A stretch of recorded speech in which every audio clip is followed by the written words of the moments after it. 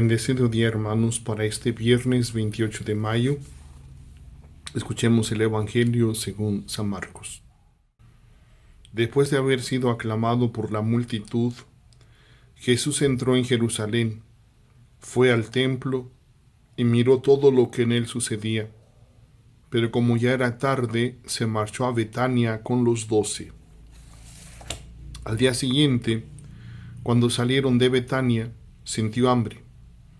Viendo a lo lejos una higuera con hojas, Jesús se acercó a ver si encontraba higos, pero al llegar solo encontró hojas, pero no era tiempo de higos. Entonces le dijo a la higuera, que nunca jamás coma nadie frutos de ti. Y a sus discípulos lo estaban oyendo. Cuando llegaron a Jerusalén, entró en el templo y se puso a arrojar de ahí a los que vendían y compraban. Volcó las mesas de los que cambiaban dinero y los puestos de los que vendían palomas, y no dejaba que nadie cruzara por el templo cargando cosas. Luego se puso a enseñar a la gente, diciéndoles, ¿acaso no está escrito, mi casa será casa de oración para todos los pueblos? Pero ustedes la han convertido en una cueva de ladrones. Los sumos sacerdotes y los escribas se enteraron de esto y buscaban la forma de matarlo, pero le tenían miedo, porque todo el mundo estaba asombrado de sus enseñanzas. Cuando atardeció, Jesús y los suyos salieron de la ciudad. A la mañana siguiente, cuando pasaban junto a la higuera, vieron que estaba seca hasta la raíz. Pedro cayó en la cuenta y le dijo a Jesús, Maestro, mira la higuera que maldijiste, se secó. Jesús le dijo entonces, tengan fe en Dios. Les aseguro que si uno le dice a ese monte, quítate de ahí y arrójate al mar, sin dudar en su corazón y creyendo que va a suceder lo que dice, lo obtendrá. Por eso les digo, cualquier cosa que pidan en la oración, crean ustedes que ya se la han concedido y la obtendrán. Y cuando se pongan a orar, perdonen lo que tengan contra otros, para que también el Padre que está en el cielo les perdone a ustedes sus ofensas. Porque si ustedes no perdonan, tampoco el Padre que está en el cielo les perdonará a ustedes sus ofensas. Palabra del Señor. Gloria a ti, Señor Jesús. Hermanos, Jesús llega a Jerusalén. Nos saltamos la escena de la entrada solemne y escuchamos hoy la acción simbólica en torno a la higuera estéril y la otra acción, no menos simbólica y valiente, de Jesús, arrojando a los mercaderes del templo. La higuera no tenía frutos, no era tiempo de higos, o ya se le habían acabado. Jesús con todo se queja de esa esterilidad. Su lamento nos recuerda el poema de la viña estéril de Isaías capítulo 5. Mi amado tenía una viña. Él esperaba que su viña diera buenas uvas, pero la viña dio uvas agrias. Jesús pronuncia unas palabras duras contra la higuera.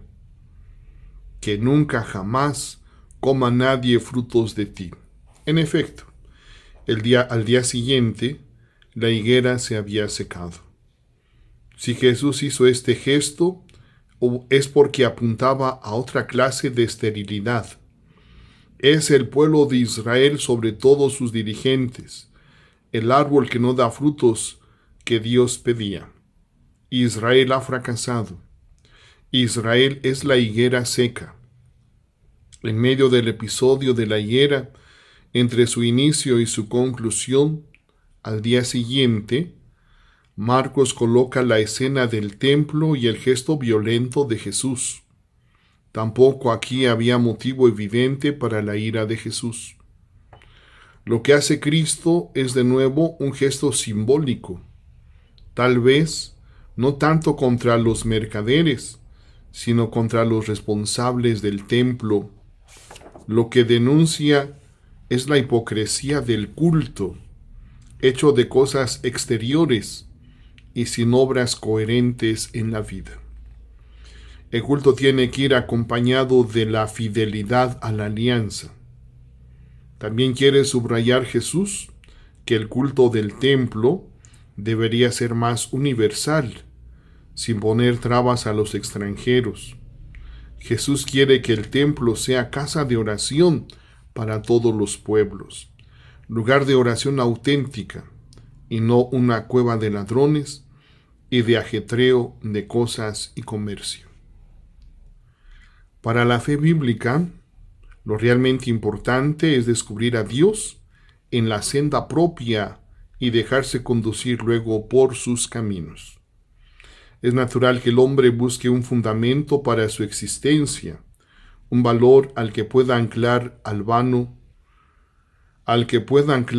vano fluir del tiempo.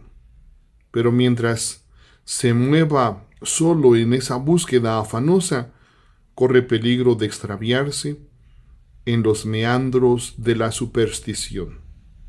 Para Israel el mundo religioso cambia totalmente de rostro. La experiencia de Dios introduce dos categorías nuevas en el lenguaje religioso: la fe y la historia. La fe hace descubrir en la historia la presencia de Dios, que actúa ofreciendo la salvación como un don gratuito. Desde entonces, desde que Dios se ha revelado en la historia, la salvación no se puede comprar.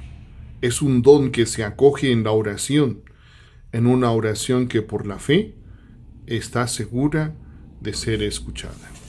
Hermanos, supliquemos la gracia del Señor, la gracia del Espíritu Santo que nos ilumine para que podamos perseverar como verdaderos discípulos de Cristo Jesús, que seamos coherentes, que seamos sinceros, que no caigamos en un ritualismo meramente formal o, como se dice también, en un sacramentalismo, sino que lo que celebramos en la casa de Dios, lo que celebremos en los sacramentos, lo hagamos vida, haciendo siempre el bien a todos los que nos rodean.